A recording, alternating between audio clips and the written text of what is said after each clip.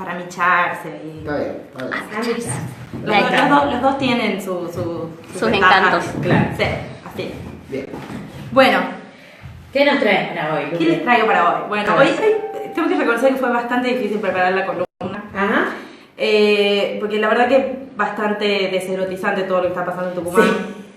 Sí. Hay que decirlo. Hay que cambiar totalmente el clima. Te voy a contar una buena noticia. Ajá. Así A ver. entramos. Por ejemplo, un par de buenas noticias. La selección argentina de fútbol femenino entró al mundial. Ah, muy bien. Clasificó. Así Qué que bueno. vamos cambiando de clima. Vamos, ahí. Vamos. Bien ahí.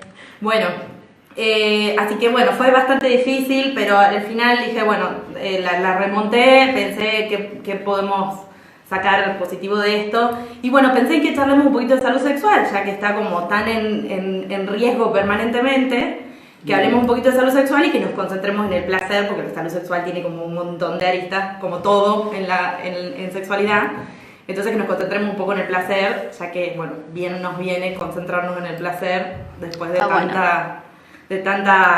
tantos ataques en el último tiempo, principalmente a las mujeres. Yo cuando termine te voy a hacer una pregunta porque ayer estuvimos con un amigo y una amiga charlando unas cosas y tuvimos un... Quiere hacer consulta. Señor, tiene que pagar la consulta. No, una consulta. Señor, cobra la señora. No estoy por hacer una consulta.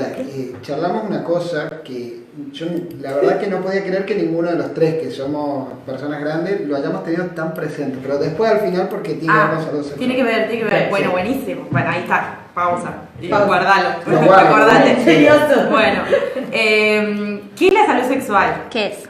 Sí, ¿qué es? ¿Qué es? Fundamental. ¿Qué dice la OMS, no? Si siempre fijándonos como en los estándares más altos de salud para mirar el concepto, ¿no? Sí. Un estado de bienestar físico, mental y social. ¿Sí? Esos tres componentes en relación con la sexualidad específicamente. Claro. Si ustedes van y buscan el concepto de salud de la OMS, es muy parecido. Sí. Bueno. Y no solamente la ausencia de enfermedad, de disfunción o de malestar. Exacto. Tiene que... No solamente impotencia. Exactamente. Bueno, ahora vamos así como a hacer como un paneo por todo. Tenemos que entender que estos son temas muy grandes. Hablar de salud sexual, hablar de placer, hablar de deseo son temas enormes. Vamos a ver qué podemos hacer en este tiempo que tenemos. Y que, por supuesto, se presta para seguir conversando. Pero siempre quedan como cosas afuera. Siempre. La salud sexual requiere un enfoque positivo, dice la OMS, y respetuoso de la sexualidad y de las relaciones sexuales, así como la posibilidad de tener experiencias placenteras, experiencias sexuales placenteras, que es lo que vamos a hablar hoy, y seguras, libres de toda coacción, discriminación y violencia. ¿Sí? Justo ahora se nos acerca el día de la lucha contra las violencias contra las mujeres, así que este es un tema que podríamos después ampliar, sobre todo la violencia sexual. Para que todas las personas alcancen y mantengan una buena salud sexual, y se deben respetar los derechos, que también tenemos derechos sexuales, que estaría muy bueno también en algún momento contarlos, porque hay que ver si preguntamos si todas las personas conocen todos sus derechos sexuales. Derechos humanos en general son más conocidos, tienen más prensa, pero se hace menos promoción de los derechos sexuales. Entonces, que para que todas las personas alcancen una buena salud sexual, es necesario que se cumplan esos derechos. Bueno, y es por esto que me costó hacer esta columna, porque están nuestros derechos peligrando permanentemente en Tucumán. Entonces, siempre hay intención.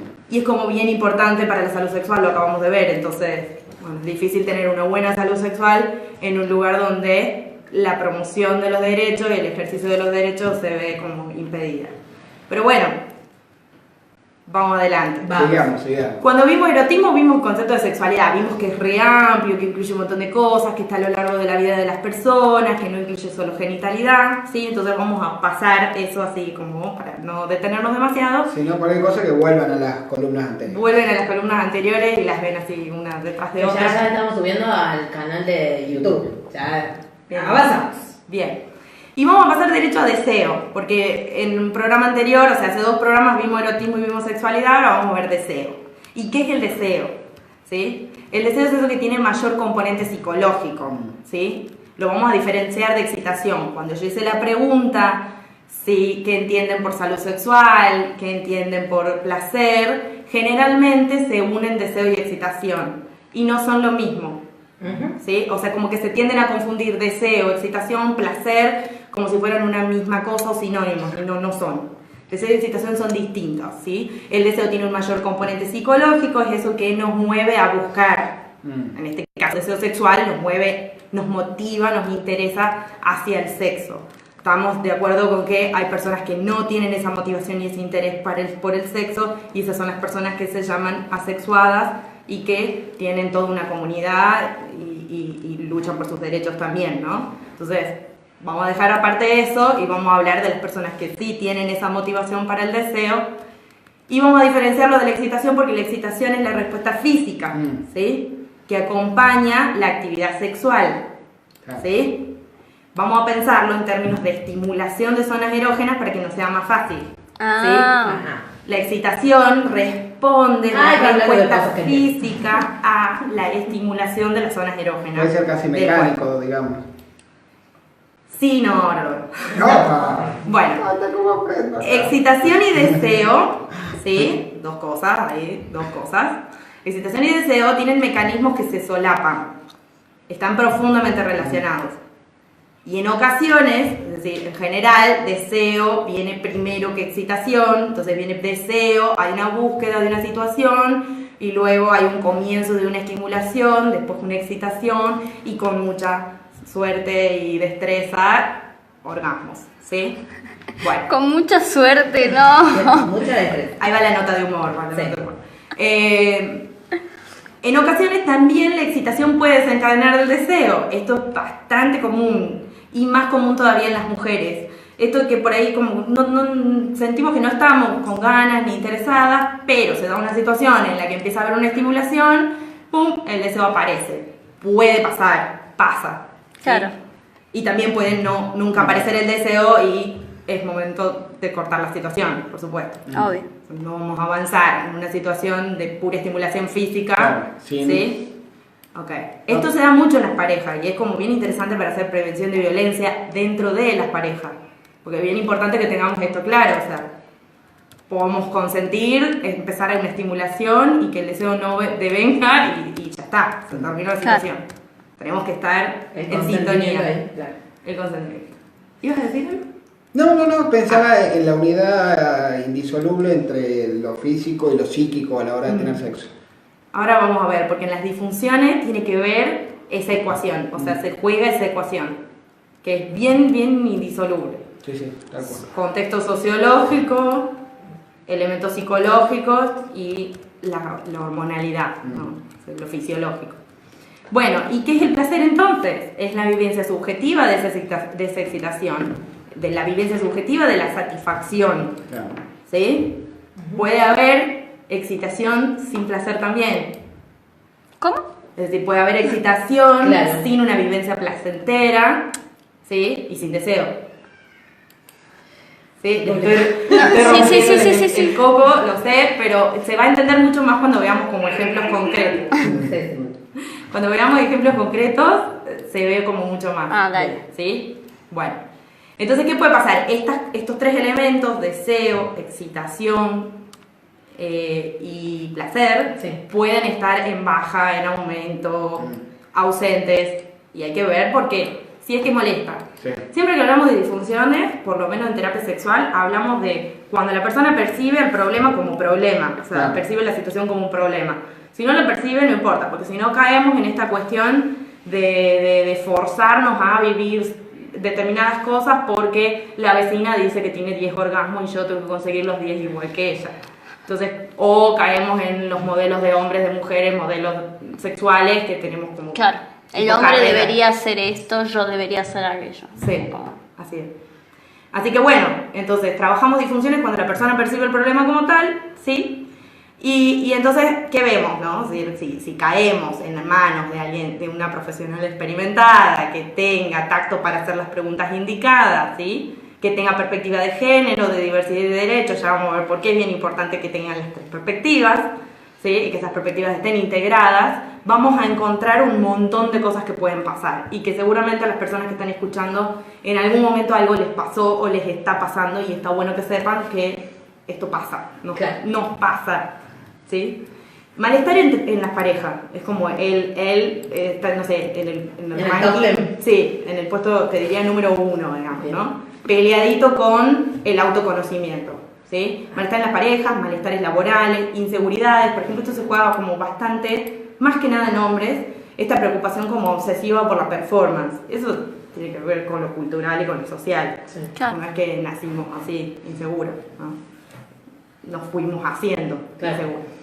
La evocación de pensamientos e imágenes negativas.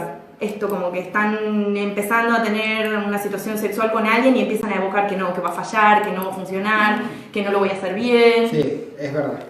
Es verdad. Acá nos confirman. Sí. Pero esto, ¿no? Va a fallar.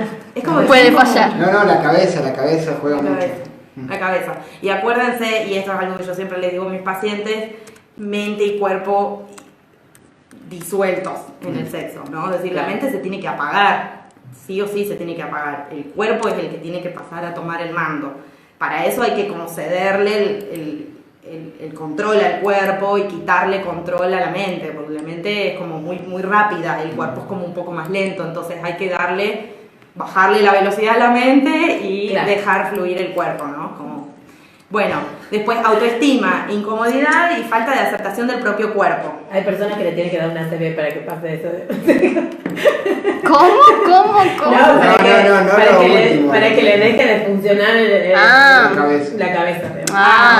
Sí, es bastante Ay, difícil. sí. Te diría que sí, es como uno de los temas de que más se trabajan en terapia, es decir, por los cuales las personas se quedan más tiempo a trabajar en terapia. En general, terapia sexual es como corta, ¿no? A veces hay temas puntuales, son 1 o 2 sesiones, hasta 8 sesiones, pero bueno, las personas que sí como tienen más dificultad para romper con estos patrones conductuales sí se quedan más tiempo a trabajar.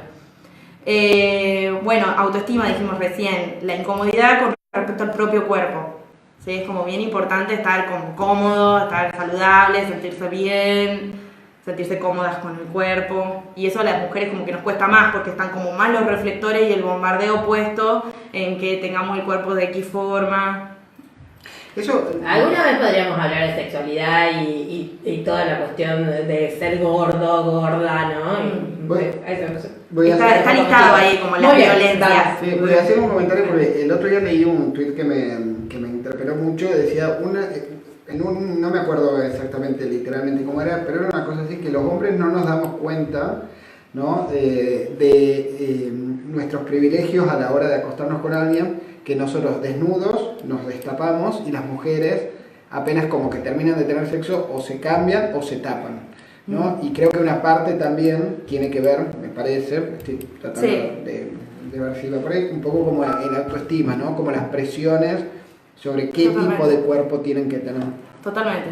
Y bueno, y eso se juega también en la intimidad, en si me desvisto y me ves desvestirme, oscuridad, luz. Exacto, O sea, se juega un montón eso.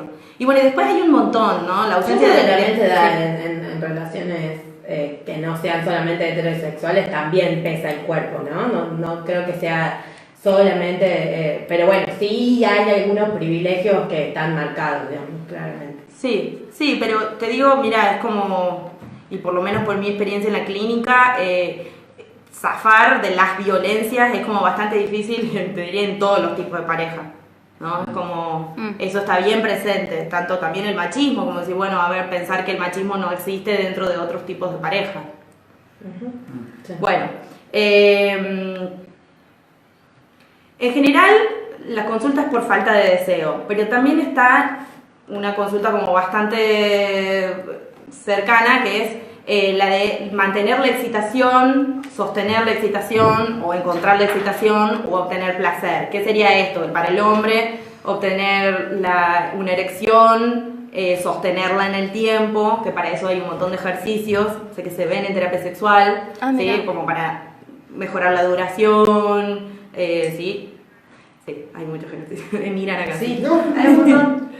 Sí, hay un montón de ejercicios que están buenísimos, ¿no? Y los vemos en terapia sexual y les damos como tarea, después vuelven, cuentan cómo les Uno, fue. contra uno. Uno, ¿cómo puede ser? Ejercicios, bueno, muchos involucran la respiración siempre para controlar todo lo que son impulsos. Entonces, se le dice al paciente, por ejemplo, que practique la masturbación o practique el sexo con la pareja, pero que al momento de eyacular respire profundo y trate de retardar la eyaculación. Y es todo un proceso de autoconocimiento del propio cuerpo. Siempre la terapia sexual se basa en el autoconocimiento del propio cuerpo y hasta entender cuál es el punto de no retorno de esa eyaculación, y entonces se trabaja en ese reconocimiento con el paciente.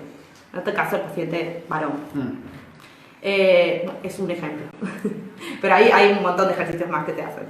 Y después, bueno, digamos, obtener placer se pueden solucionar como fácilmente, ¿no? Siempre hay que ver cómo está la lubricación, si la pareja sexual, digamos, sabe o qué nos gusta, o sabemos pedir qué nos gusta. Entonces se pueden sumar mejores lubricantes, una conversación con la pareja como para acomodar algunas cosas. Aumentar la autoexploración, que esto es la masturbación, porque a través de la masturbación y de la autoexploración es que nos conocemos y podemos saber qué nos da placer y dónde. Si no, como medio que no hay forma, digamos, salvo medio en el transcurso con una pareja viviendo.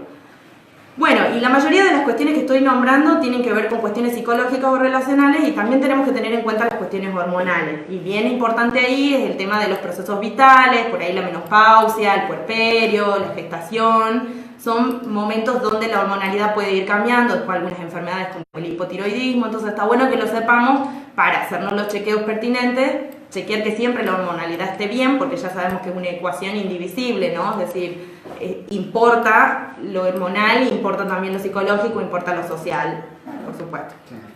¿Cómo obtenemos placer? Yo hice la pregunta y generalmente siempre nos vamos como a lo sexual. Posturas, vibradores, bueno, sí, esos son facilitadores. Algunas posturas facilitan mayor placer y los elementos extras como los lubricantes y los juguetes también. Pero pensemos en experiencias en general, en vivir experiencias nuevas, en comidas, en masajes, en viajes, eso también es placentero. Y exclusivamente sexual, no nos olvidemos las caricias y los besos que estuvimos hablando cuando hablamos de erotismo, que son bien importantes. Y después las prácticas sexuales también las estuvimos hablando, ¿sí? Exploratorias, digamos, en pareja. Y facilitadores, les traigo hoy un lindo facilitador, porque hablamos un montón de la ambientación, bueno, hablamos de los juguetes, hablamos de la predisposición a experimentar, de la predisposición a explorarnos el propio cuerpo, y les traigo unos facilitadores más. Uno es la risa. ¿Cómo? La risa. ¿No lo habían pensado? Yo no lo había pensado. tengo que decirlo. Sí. Antes de leerlo.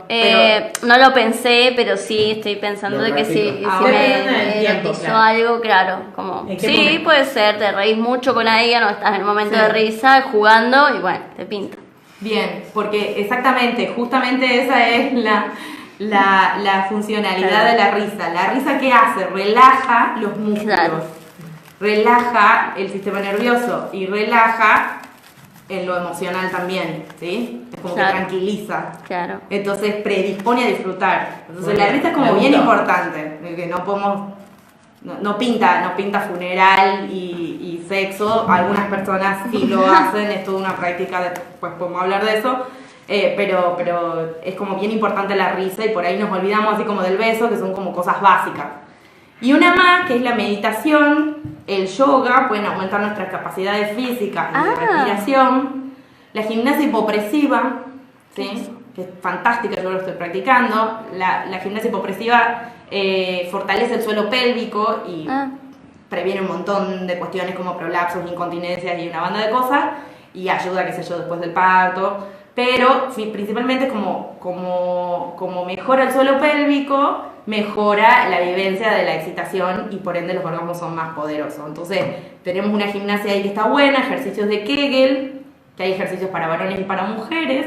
Después podemos ampliar más esto, por supuesto. Después del sexo tántrico, que también nos dijeron en la encuesta, Sí. ¿no? El sexo tántrico también se puede practicar para aumentar, digamos, sería como el Hay que tener registro. tiempo. Hay que tener mucho tiempo. tiempo. Pero bueno, si querés hacer una actividad física, de repente el yoga puede ser una actividad física que te Está dé, bien. porque hay meditación, respiración y lo No físico. abandonar el sexo, digamos, porque no tenés tiempo. No, Habría el sexo que tántrico- distribuir. El sexo tántrico Hay que distribuir las requiere energías. mucho tiempo, o sea, requiere Sí. tiempo, concentración, ambiente, o sea, Totalmente. más que el sexo Sí. regular, digamos. Totalmente.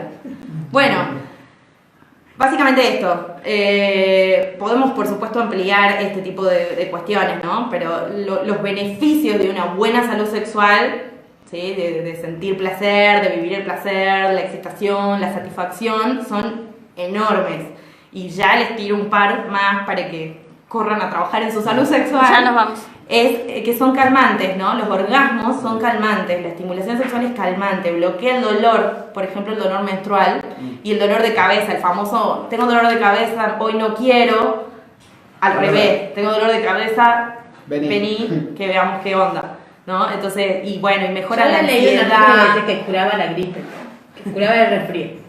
Bueno, eso no sé. Eso Pero que calma y ayuda al estrés y a la ansiedad, que tranquiliza, que mejora la autoestima, que refuerza a la pareja, que nos equilibra en cuanto a nuestra salud mental y repercute obviamente en nuestra salud física, que es mejor que quedarse en el sillón viendo Netflix, pero tampoco nos hace zafar de la actividad física, no Claro. tengamos claro eso. Tampoco. Bueno. Eso, muy